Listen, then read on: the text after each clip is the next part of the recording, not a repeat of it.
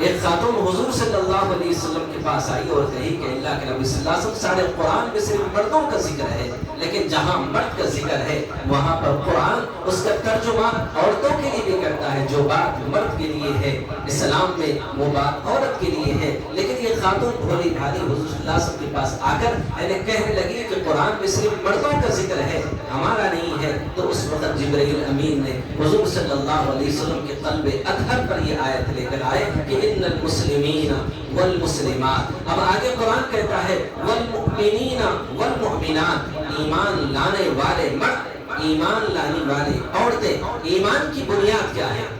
حضور صلی اللہ علیہ وسلم نے فرمایا کہ اللہ تعالیٰ پر ایمان، فرشتوں پر ایمان، رسولوں پر ایمان، کتابوں پر ایمان، آخرت پر ایمان، تقدیر پر ایمان۔ اور ایمان لانا ایمان کی بنیادیں ہیں۔ آمنت باللہ وملائکتہ وکتبہ ورسلہ والیوم الآخر والقدر خیرہ وشرہ من اللہ تعالی والبعث بعد الموت۔ اللہ تعالیٰ نے جو ایمان کی جو شرائط ہمارے اندر رکھی ہے، یعنی کہ اللہ پر ایمان لانا، فرشتوں پر ایمان لانا، رسولوں پر ایمان لانا، اور کتاب آخر جو اللہ کی طرف سے جو 4 کتابیں نازل کی گئی ہیں وہ کتابوں پر ایمان لانا، اور آخرت پر ایمان لانا، اور تقدیر پر لانا کہ ہر نفع و نقصان پہنچانے والی ذات وہ اللہ تعالیٰ کی ہے۔ بچپنے سے ہمیں یہ درس دیا گیا، ہمیں یہ سمجھایا گیا، ہمیں یہ سکھایا گیا کہ نفع پہنچانے والی ذات اللہ تعالیٰ کی ہے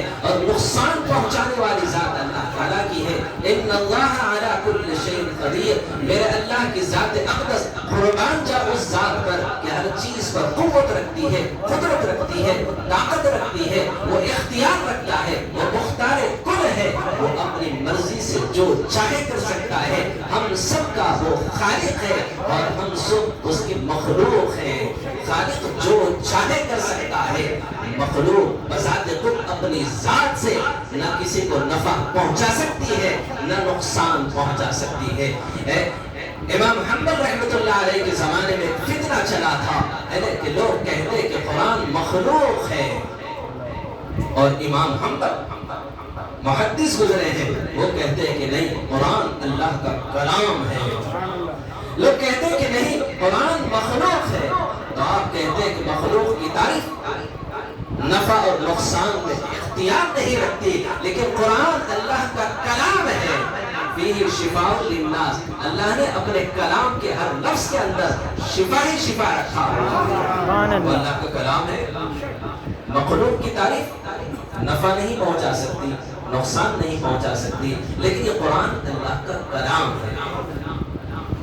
لیکن قوم کہتی، یہاں تک کہ بادشاہ وقت بھی اس فتنے کا اثر اس کے اوپر آیا، اور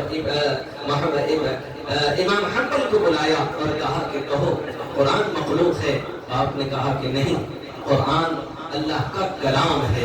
وہ کوڑے لگوانے لگا تھا اور کہتا کہ جب تک امام حنبل یہ نہ کہے قرآن مخلوق ہے، کوڑے لگائے جاتے، صبح سے لے کر ظہر تک کوڑے ان پر برسائے جاتے، اور ظہر سے لے کر عصر تک، یہاں تک کہ نمازوں کے لیے انہیں چھٹی دی جاتی ہے۔ اس طریقے سے 3 سال تک ان کے اوپر ظلم کیا گیا۔ امام حنبل کہتے ہیں 3 سال تک جسم پر کوڑے لگتے رہے، اور 3 سال میں میں نے 99 مرتبہ اللہ تعالیٰ کا دیدار کیا۔ جب میں دیدار کرتا اس کا اثر میرے اوپر یہ ہوتا کہ کوڑے میرے جسم پر برستے اور مجھے کوئی احساس تک نہیں ہوتا۔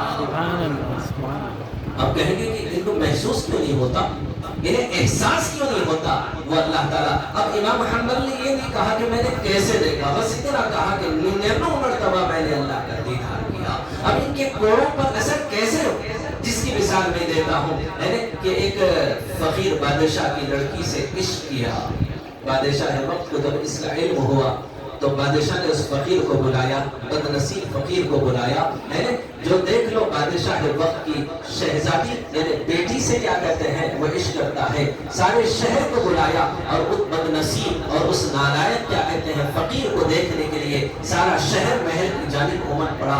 بادشاہ اپنے محل کے سامنے ایک بڑا سا تخت بچھایا اور جلاد کو بلایا اور کہا کہ اسے کوڑے لگاتے رہو۔ جب کوڑے لگتے ہیں ایک कोड़ा लगा, दूसरा कोड़ा लगा, तीसरा कोड़ा लगा।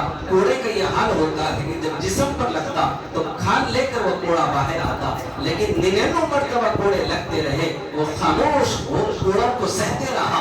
और जब आखिरी कोड़ा बचा, जोरदार उसने चीख मारी।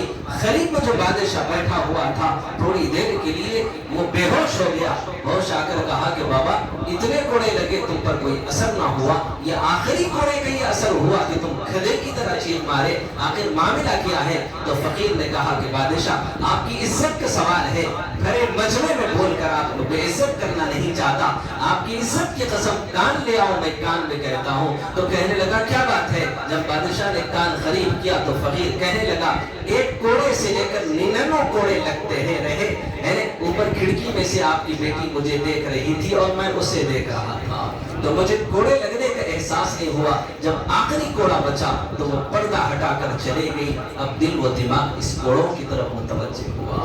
बताओ, जो इश्क फानी है, जिससे मोहब्बत कर कर वो कोड़ों को सह सकता है, जो बाकी रहने वाला इश्क है वो अल्लाह की ज़ात अक़दस है। अब उस मोहब्बत का आलम इमाम हम्बल के ऊपर क्या होगा? जब 3 साल ये सुऊदतें बर्दाश्त करने के बाद जब आपको रिहाई मिली, आज़ादी मिली, किसी ने पूछा कि वो दिन अच्छे थे जो कोड़े लग रहे थे, या ये आज़ादी के दिन अच्छे हैं? तो आपने कहा कोड़े लगने वाले दिन बहुत अच्छे थे, इसलिए कि मैंने 99 मरतबा अल्लाह का दीदार किया, और जब भी दीदार किया अगले दीदार के लिए बेचैन और बेताब और बेकरार होता, और दीदार खुदाबंदी की लज्जत का मेरे अंदर ये असर होता कि लगे हुए कोड़ों का मेरे ऊपर कोई एहसास ही ना होता, न जख्म मुझे दर्द करते, न कोड़े लगने वाले मुझे कोई महसूस होने देते। तो हकीकत यही है कि जब बंदा अल्लाह से मोहब्बत करता है तो हक और सच ये है कि हमारे अल्लाह की ज़ात से ताल्लुक़ को तोड़ने के लिए सारी दुनिया मिलकर हमारे इस ईमान को, हमारे इस यकीन को क्या कहते हैं, बदलने के लिए मुख्तलिफ हरबे इस्तेमाल करते हैं, मुख्तलिफ साजिशों के जरिए से एक अल्लाह वहदहू ला शरीका की ज़ात अक़दस पर जो हमने कुव्वत और कादिर मुतलक होने पर हमने ईमान लाया, वो मुख्तार कुल है, नफ़ा और नुकसान पहुँचाने वाली ज़ात अल्लाह ताला की है। लेकिन हमने अल्लाह की ज़ात से अपने ताल्लुक़ को तोड़कर दुनिया की चीज़ों को हमने यूँ समझ लिया कि ये नफ़ा पहुँचाती है, ये नुकसान पहुँचाती है।